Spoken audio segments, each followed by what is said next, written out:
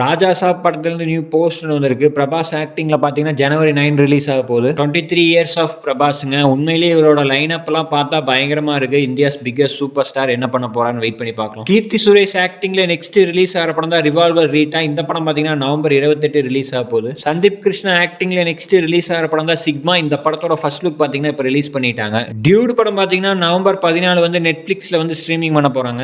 எஸ்டிஆரோட அரசன் படம் பார்த்தீங்கன்னா நவம்பர் 24 வந்து ஷூட்டிங் வந்து ஸ்டார்ட் பண்ண போறாங்க. வெற்றிமாறன் வந்து இதை கன்ஃபார்ம் பண்ணிட்டாரு. கவின் ஆக்டிங்ல பாத்தீங்கன்னா நவம்பர் 21 ரிலீஸ் ஆகிற படம் தான் மாஸ்க். அந்த படத்துல இருந்து நியூ போஸ்ட் ஒன்று வந்திருக்கு. அது இல்லாம மிடில் கிளாஸ் படத்துல இருந்து ட்ரைலர் பாத்தீங்கன்னா இப்ப ரிலீஸ் பண்ணிட்டாங்க. அது இல்லாம நியூ போஸ்ட் ஒன்று இந்த படத்துல இருந்து வந்திருக்கு. படம் வந்து நவம்பர் 21 ரிலீஸ் ஆக போகுது. தனுஷ் ஆக்டிங்ல நெக்ஸ்ட் ரிலீஸ் ஆகிற படம் தான் தேரே இஸ்குமே. இந்த படத்தோட மியூசிக் லான்ச் பாத்தீங்கன்னா நேற்று நடந்திருக்கு. துல்கர் சல்மான் ஆக்டிங்ல நெக்ஸ்ட் ரிலீஸ் ஆகிற படம் தான் காந்தா. இந்த படத்தோட புக்கிங் பாத்தீங்கன்னா இப்ப ஸ்டார்ட் பண்ணிட்டாங்க. இட்லி கடைக்கு பாத்தீங்கன்னா நெட்ஃபிளிக்ஸ்ல ஒரு தரமான ரெஸ்பான்ஸ் வந்திருக்கு. ஜனநாயகன் படத்துல இருந்து நியூ போஸ்ட் ஒன்று வந்திருக்கு. இன்ஸ்டாகிராம்லயுமே தளபதி கச்சேரி பார்த்தீங்கன்னா ஒரு ட்ரெண்டிங்கில் தான் போயிட்டு இருக்கு. இந்த மாதிரி சினிமா நியூஸை தெரிஞ்சுக்க சப்ஸ்கிரைப் பண்ணுங்க மூவி ஸ்பார்க்.